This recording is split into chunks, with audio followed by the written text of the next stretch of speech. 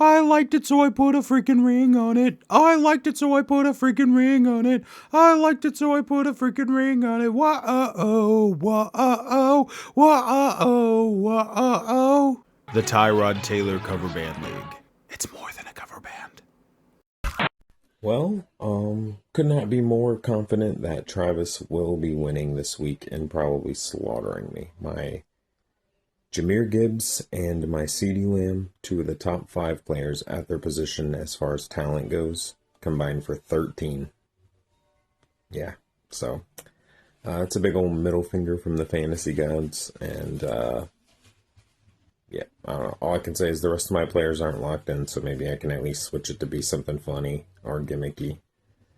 Because there's no chance I win this week, barring like 4 of my players have the best games of their careers or more. Yeah, I'm gonna get slaughtered for sure. So, good game to you, Travis. Enjoy the win. I'll take my 5th place and title as one of the worst fantasy managers ever, and well, in our league and possibly ever. And yeah, Merry Christmas, huh? But good luck to everybody else. I hope this does not happen to anyone else. Your players getting single digits, your best players getting single digits in the playoffs, makes you not want to play. So I feel for you, Alex. I shouldn't have said anything and tried to comfort you because now they're getting me next. But yeah, hopefully everybody else has a good week in fantasy and has fun. So Merry Christmas, guys. Very sorry, they combined for 15. We have a chance. No, but I did see that after I finished the video. I was like, was it 13? So I went back and checked. It was actually 15. So yeah, turns out we have a big chance at winning. No, same thing, but just with 15 instead of... You might be wondering, Brandon, why the heck would you pick up all these Browns players? The Browns suck. And Quinshon Judkins is out, so they probably are going to be even worse. But maybe Alex will appreciate this. I'm playing chess while you're all playing checkers. You see, I'm going to need something magical to make this comeback. And you know what? I found a way to make Travis root for me. He's going to be rooting for my team on Sunday because I'm going to fill it with all his team's players, the Browns. That's right. Even we're both going to be rooting for my team.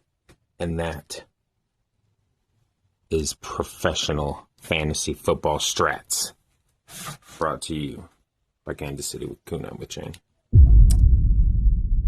So I was busy and did not get to watch the games tonight, but I just went and checked the score and everything to see how my players did. Yet another single-digit performance by one of my players. It's looking like it's going to be one of my lowest scoring, if not the lowest scoring week of the entire year for my team. Yeah, I hate it. I hate it. Sorry, I used the Facebook video feature and it cut off at 30 seconds, but yeah, it looks like it's going to be possibly my lowest scoring week of the entire season. And, yeah, that's annoying. So, sucks. I hate it. And, hopefully the rest of my players can pick up the slack. But Nico Collins with like 9 or something, 9.6 maybe. So, just annoying to see that. Michael. Until someone wins between Richard and Alex, you are still technically the reigning champ. Although we will have a new champ this year. And you're reminding me of that because you brought Derrick Henry left to play. Brandon Aubrey is like, I'm the number 1 kicker going against my guy who going into this week, Jason Myers, was the number 1 kicker. So you're already off to a great start. And even, Debo played better than I thought he would. Performance, Josh Jacobs was like, ow, my knee, I can only take 2 snaps. Owie. So we don't have him this week. But I'm looking at some of my matchups, and we still have hope. We have to play up to that championship caliber, and that's what I explained to my guys. What also was explained to me is that Devontae Adams, the guy you traded to me, just conveniently is doubtful the first week we play you. I know a plant when I see one, Michael. Oh, I think Richard said it best when he said I was bat poop crazy, because my decisions look like the worst ones ever made. Fortunately, it's just for the 5th place in the consolation bracket, so it's not a big deal if I lose. I can't possibly finish in last, so that's a bonus. But yeah, Drake May absolutely shredding the Jets, as I figured he would. That's why I originally had him in. Shador connecting with Fannin early had me thinking oh, maybe I was on to something. But yeah, that's all they've done. Since then, Shador's thrown 2 picks, I think, and Fannin has no other points in the game. So yeah, looking terrible. But and then on top of that, Drake London plays Monday and is questionable. So if he ends up sitting, I'll just have to throw Kyle Pitts in the flex. With Drake London out, he could have another insane game. You never know, I guess. But everything's looking pretty awful, as expected. And yeah, that's really all I got. Hopefully everybody else is enjoying. I haven't really checked the scoreboards for the other games yet. I'll probably do that after this clip. But I'm looking like a real Looney Tune right now after my decisions. So yeah. Hopefully week 2 of this round is a little better for me. And yeah, I'm interested to see what you guys are thinking after these first set of games are wrapped. Guys, it's Monday night. I didn't get to watch the games. I was busy, but I'll say my expectations going into the game were that Travis's combo of Matt Stafford and Puka Nacua were going to just destroy me, because they were playing Atlanta, and Atlanta's gotten lit up in the pass all season. But by the looks of things, Stafford kind of struggled. 3 interceptions? What happened there?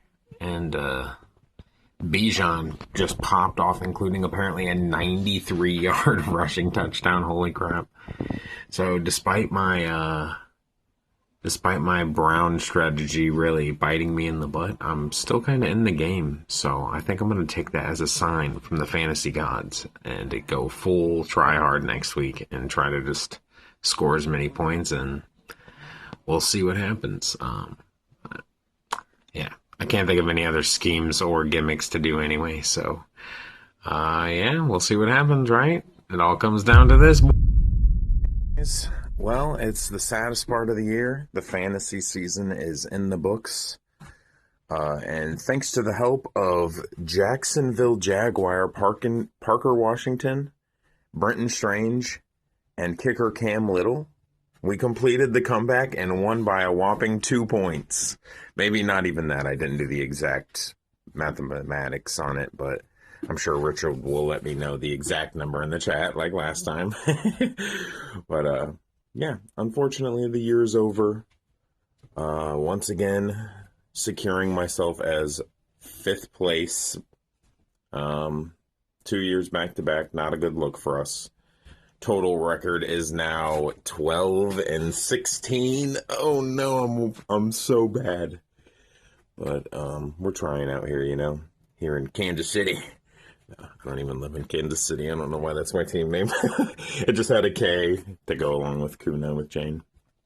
But yeah, ending thoughts are I feel like undoubtedly the Jahmyr Gibbs trade turned my team around for the 2nd straight year. Dude's my MVP, and spoiler alert, he is undoubtedly one of my keepers, if that wasn't obvious. I feel like a second one is also very obvious with the player Alex traded me, Bijan Robinson.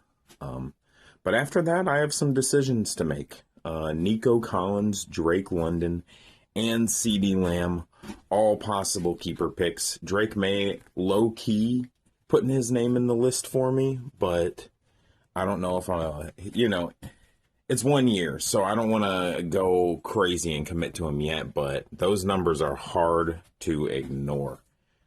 But yeah, I'm having a tough time deciding between those 3, If any of you fellow managers in the league want to give me some advice, I know we're competitors, but you guys are obviously smarter than me. I placed 5th out of 8, so I would love to hear some opinions. And if this somehow makes it to YouTube, any YouTube comments, who would you pick? Drake London, Nico Collins, CeeDee Lamb. You can keep 2 of them, but one of them, unfortunately, will be leaving us at the end of the season. So, I don't really have any other thoughts at the moment, but I feel like you guys will hear from me again soon. So stay tuned. Hope everybody's doing well. Congrats to Mr. Koala on the championship run. I'm sure it was a little heartbreaking last year to be the runner-up, and it was looking like that was going to happen again this year, I'm not going to lie, but they had you in the first half. But congratulations on doing it, man. You did it when it mattered most with the money on the line. And you're the champ, bro. You played good all year. Your team was a juggernaut, just putting up absolute crazy numbers almost every game this year. So kudos to you. You had a great draft. You didn't have to make too many moves, too many trades. Your team stayed strong all year, and you're the champ, man. Congrats. All right, I already can't wait for next year. Right before I go, there was one thing I sort of mentioned, and I think it got mentioned by everybody, and I'm pretty sure we're kind of all on the same page, but I just want it to be said in words.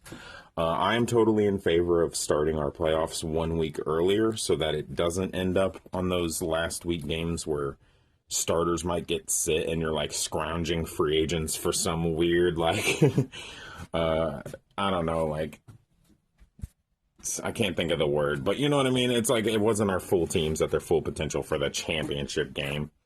So it was kind of like, it wasn't bad. Like, the strategist part of me is like, I kind of like that this championship came down to like who could come up with the better team with a bunch of handicaps, but I feel like it impacted some teams more than others. So that's the reason why I was like, maybe we should aim to like start the playoffs a week earlier. But that's obviously something we discuss league-wide. It's not just for me to say, let's do this, guys, especially when I'm not even the commissioner. So see what you guys think about all that.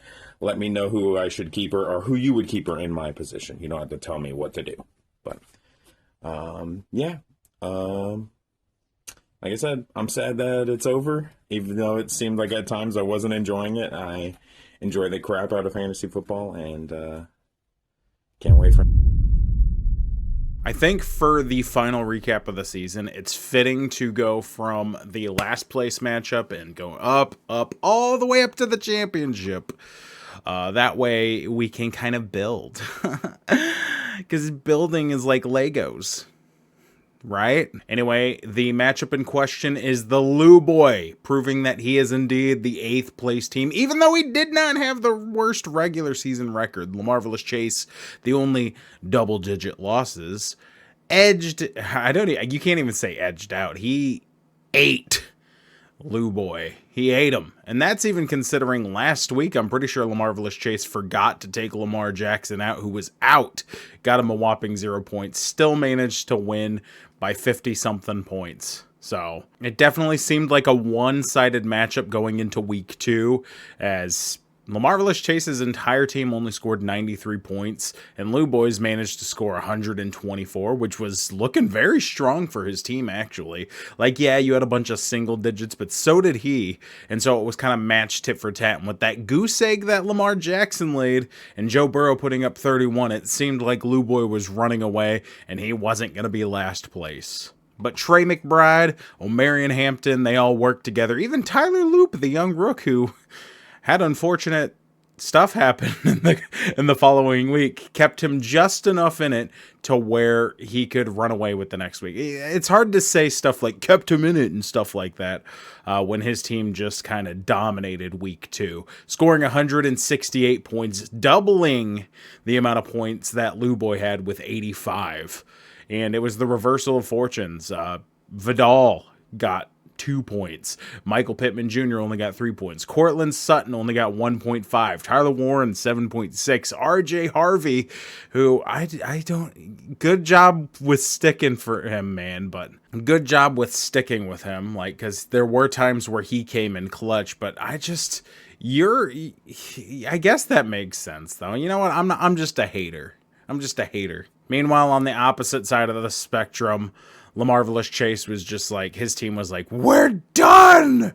And melted the Lou Boy with their absolute point-scoring prowess. 32 points for Lamar Jackson. Tyrone Tracy putting up 28.9 points against Dallas. Charbonnet putting up 18.7, a very formidable performance for a backup running back. Jameson Williams putting up 13.4, though it was a smart pickup for Zach Charbonnet because, you know, he is the backup. Even though, as we'll see here in a little bit, his starter got a decent amount of points in his own right. Zay Flowers finally proven himself in a massive way by connecting with Lamar Jackson. 34.8 points, his highest scoring guy of this week. Trey McBride still putting in a decent work. It was just consistency across the board. In fact, Tyler Loop and Ravens were the only two that scored single digits on his entire team, as you can see. And so whenever it's just that one-sided, that big of a beatdown, mere 40, was it 40 points? Like 30 points, 31 points. Wasn't enough to keep you from the domination of Week 18. Even if there were a couple of things that could have potentially factored in to decision-making and stuff like that. I know a couple of the other matchups were also in that same boat, but we'll talk about that here in a little bit as we go up a single step to the Kansas City Kunai with Chain overcoming the Cleveland Chubs by 2.1 points? 2.15 for Brandon to secure the 5th spot for his 2nd year in a row, while Travis fell to the 6th spot overall. Very fitting for the Toilet Bowl matchup as it came right down to the wire.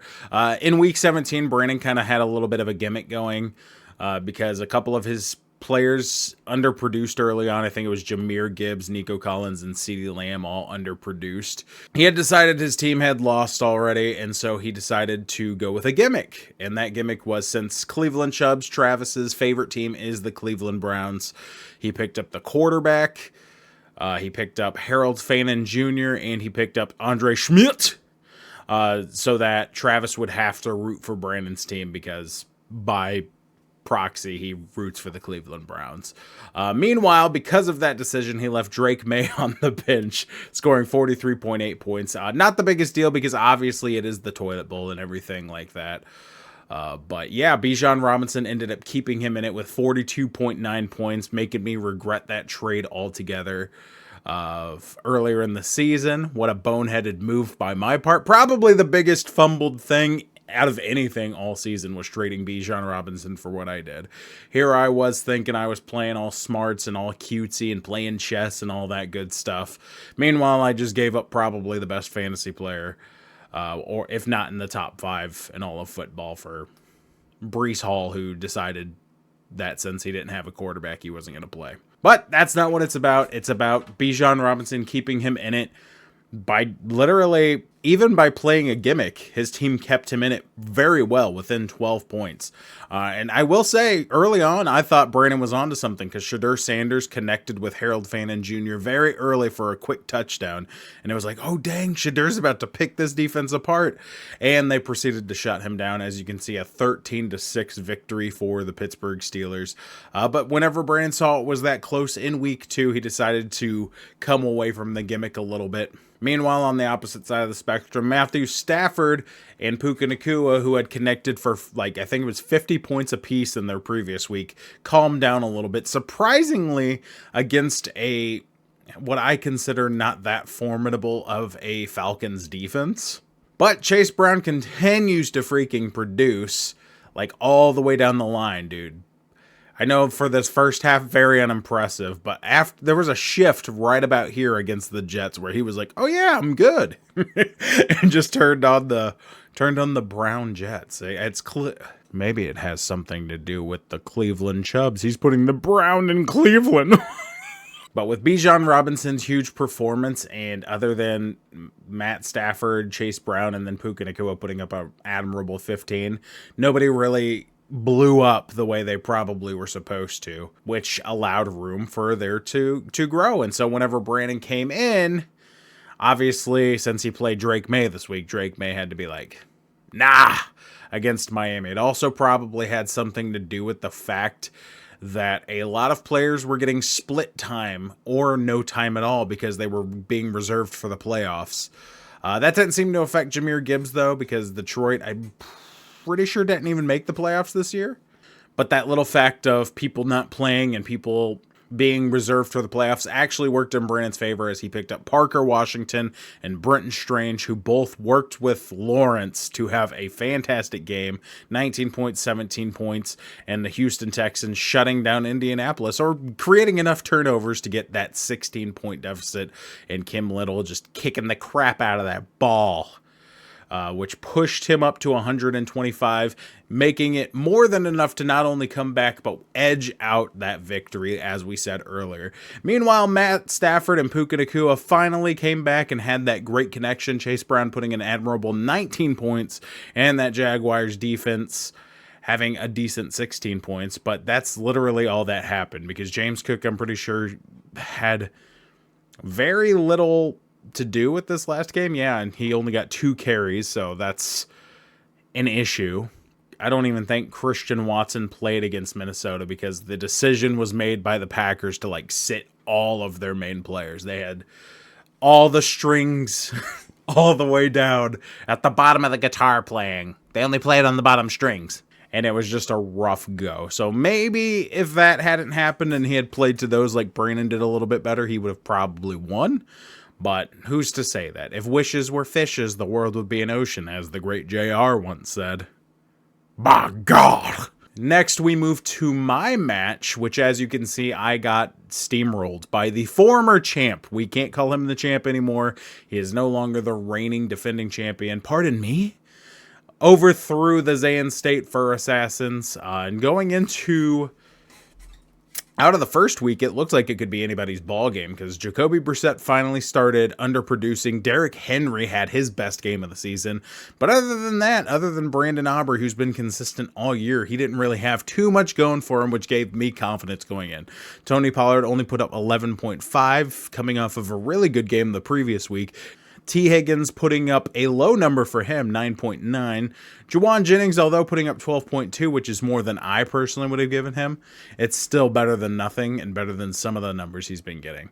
So you look down the line, not the most impressive numbers, and with Trevor Lawrence getting picked up, putting up 30 points for me. The big disappointment was Josh Jacobs, who had been cleared to play and only took 2 snaps and then was like, I'm done, my knee hurts.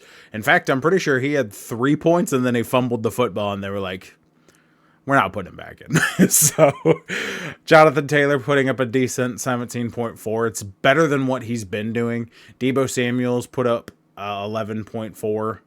11.3. I can literally read it. Why didn't I just read it? AJ Brown putting up an okay number, 11.8. And Jake Tungs, who was replacing George Kittle, who had been hurt going into this week, ended up catching a touchdown, getting 19 points, along with Breece Hall, who finally did something for me. You pair that with the Seahawks and the Jason Myers, and that makes up enough to make this a game from what Derrick Henry had done against me. And so going into the week 2 of this third place matchup, I was feeling very good.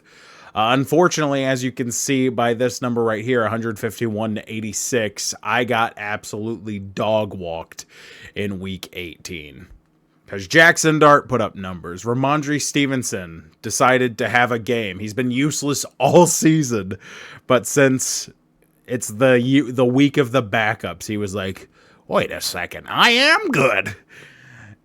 Woody Marks, the only one, and not the one I would expect to underproduce, but he is one of the ones that underproduced. Same with Brandon Aubrey, but everybody else on his team came to play. Justin Jefferson finally looked like Justin Justin Jefferson finally looked like Justin Jefferson. T. Higgins looked good. Dalton Schultz, I'm pretty sure, caught a touchdown. Derrick Henry put up 13.6, but coming off of 50, he had already done his job.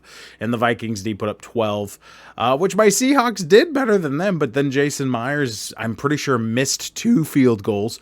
Rico Dowdle very much split the carries with Chuba Hubbard this time around, only got 3 points. George Kittle played half the time, 7.9 against Seattle, so even though I'm thankful Seattle thrived, they really hurt me there. Luther Burden caught 2 long passes very early on and then never saw the ball again. Same with Deebo Samuel. Khalil Herbert was the backup for Breece Hall, who had been taken out of the game, so he only got 5.6. Jonathan Taylor decided to only get 5.9, and so Trevor Lawrence realistically was the only player on my team that showed up for this week of the playoffs, which it was hard to navigate, much like a lot of the other players in my league just agreed with. That's the thing about having NFL Week 18, is there's a lot of players that are going to be sitting out and splitting time and all sorts of other stuff, and it affects fantasy in a big way. So we're going to have to take a vote on changing the structure of the playoffs, which, based on some of the chats already, is going to go forward in that regard. But finally, we get to the championship. San Diego Trenchcoat Villains, Punishment Incorporated. If you had that name, you probably would have won, Richard. But because you changed your name at the end, there's a curse. Take it from me, who changed my name 3 times. And every single time I changed my name last year, the losses got worse and worse and worse. And I know it has nothing to do with that, but just be Punishment Incorporated. Killer Kowalski, however, is our brand new reigning defending champion by 2.5 points, actually. It came down to the wire. It was a match worthy of the championship. Brock Purdy on this side of the fence putting up nearly 50 points. A Chain putting up an admirable 14.2. Kyron Williams, 16. Jackson Smith-Njigba, 16. Jamar Chase, 25. Dalton Schultz, 4.9, but it's okay. Michael Wilson, 19.9. And then this is where it kind of gets disappointing at the bottom. But he put up 156.95 in the first week, which was better than his opponents, who only put 151.8. Josh Allen got outperformed by Brock Purdy.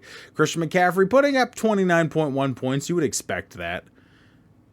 But then Bucky Irving's where it drops off a little bit. Amon-Ra St. Brown got outperformed by Jackson Smith-Njigba. George Pickens got outperformed by Jamar Chase. Juwan Jones outperformed Dalton Schultz. No surprise there. Chris Olave was one of those saving graces in the Broncos defense, putting up the numbers you expect him. And Kayame Fairbairn actually outperforming Eddie Pinheiro. Not the first time this guy has let somebody's team down, right, Brandon? But NFL Week 18 was the turning point because, as I said, there was a lot of questions.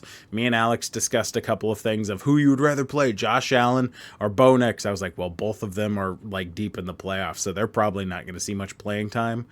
And so it was just a rough go, the deciding who was going to play because of what reasons and everything. It was just stupid, and it's nothing any fantasy manager should have to deal with. It's hard not to think about how different matchups would have been different if it would have been a regular week of football and there was nobody that was getting sat, because look at Dak Prescott's pathetic number against the Giants, 2.8. He was projected 30.3. What happened? Did he only get mixed playing time? Yeah, he only threw 11 passes. That's annoying. I'm sorry, Richard. I'm sorry we didn't change that sooner. But now that we see this, now that we have the data, we can go forward in the best way possible. Same with you, Alex. You had a couple of matchups. Josh Allen shouldn't be sat in the final round of the playoffs, and when you've been playing him all season. I know the only reason you did it was because of those rules, but that's my point. Everybody kind of had to step over it, and like Brandon said in our chat, some people are going to get punished more than others, because if you have all good players from teams that didn't make the playoffs, then you're going to benefit from that because the other person's team is going to be sat out, most of them. And so they tried to get around them to the best of their ability. Their usual suspects kind of showed up. Colston Loveland, especially for Richard, showed up in a big way, 25.1. Michael Wilson showed up. But that navigating is where it gets a little bit rough. But ultimately, Alex's team did edge it out. Broncos with 23 points against the Chargers. Fairbairn, 26 points as a freaking kicker. That's impressive, even in a bye week type situation. Amon-Ra St. Brown putting up Amon-Ra St. Brown numbers, 25.9. So it doesn't matter that George Pickens only put up 1.9. Juwan Jones only put up 7.1. Mike Evans only put up 5.4. DeAndre Swift only put up 5.8 because he had guys that came in clutch. And they exploded at the right times, and they exploded just enough more than Richard's key players to take the victory and become the champion in year 2 of the Tyrod Taylor Cover Band League. So, again, I just want to say thank you to all the guys who have participated, who have remained in the chat, who have made this league what it is this year. It's been a fun experience for me too, and even though there were times throughout the year where doing these videos kind of burned me out a little bit because I have a family, I have a job, I have all sorts of other things to worry about, it was an amazing experience with all of you, and I look forward already to doing it next year, not just because it's fun for me, not just because it's fantasy football and we all love it, but because now we have data to work on this league, take votes, go forward, and make it even better. And we have one more video to make as we go forward, and that's to do our awards, decide the MVP, decide the comeback player of the year, decide the breakout star of the year, all sorts of different award types, all sorts of different cool things to think about, and like I said, things to vote on to make this league even better. And so if you've enjoyed watching any of these videos this year, hit that like button, comment what your favorite moment of the year was, and what you look forward to doing next year. But yeah, I will say in the meantime, check the messages. I have a couple of updates. There are still some things I need to collect from certain people in the group, but ultimately that's not what it's about. Let's give the praise up to Killer Kowalski and his awesome team. The 2 teams that made it into the finals were the juggernauts of the league. They were the best teams in the league. They were separated by a single point in the regular season, and this is what it's all about. The best team won the championship. First of 8. You deserve it, brother. So, one final time, no randomness here. Congratulations, Killer Kowalski. You are the champ of Season 2 of the Tyrod Taylor Cover Band League.